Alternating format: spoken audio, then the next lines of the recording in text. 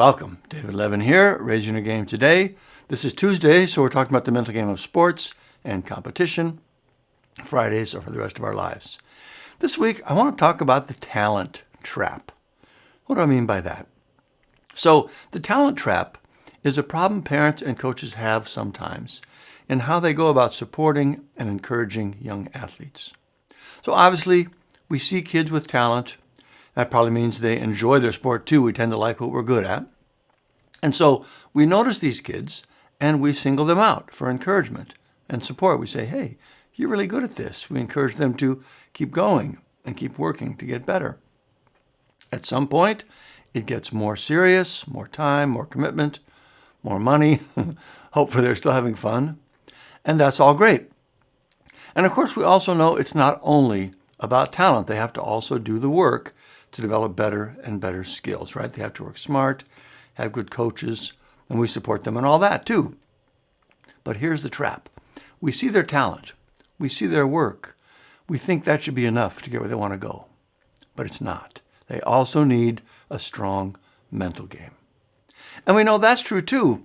The problem is, if they get to the point where their mental game starts to hold them back, and this happens all the time, especially for kids that are looking to play in college and beyond, we see that as like another talent, meaning we think they're either naturally strong mentally or they're not. If we see a kid early on who's just not good at a sport, we don't encourage them to play, right? I mean, maybe if they love it so much, they're willing to do the extra work it'll take to compensate for their average talent, we can support that. But in general, we see a kid's natural talent as an indicator of their chances for success. And so, when it becomes clear, as an athlete continues on and starts to struggle, that they may not have what it takes mentally to reach their full potential, we just accept that as the story. We say, well, I guess they just didn't have it. And that's the end of it. That is heartbreaking for me and for everyone involved, for the player, for the parents, the coach. It's just a huge loss in every way. And it's especially disappointing because it doesn't have to be that way. It's based on a flawed assumption.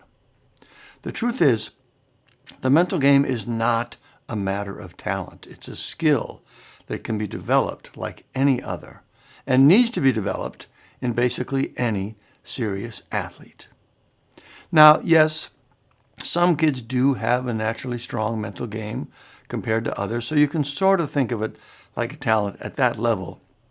But those players are freaks. The vast majority do not have that. They need to work on their mental game. And they really do, because all the talent and work in the world won't get us where we want to go if we don't also have a strong mental game. And it doesn't happen by itself. It needs to be developed like any other skill. So that's the trap, is that we view the mental game as like a typical talent. Kids either are good at it or they're not. And if they're not, they probably don't have what it takes to be successful in their sport. That is simply not true. And the whole idea does real harm to a kid's prospects and even just how they feel about themselves.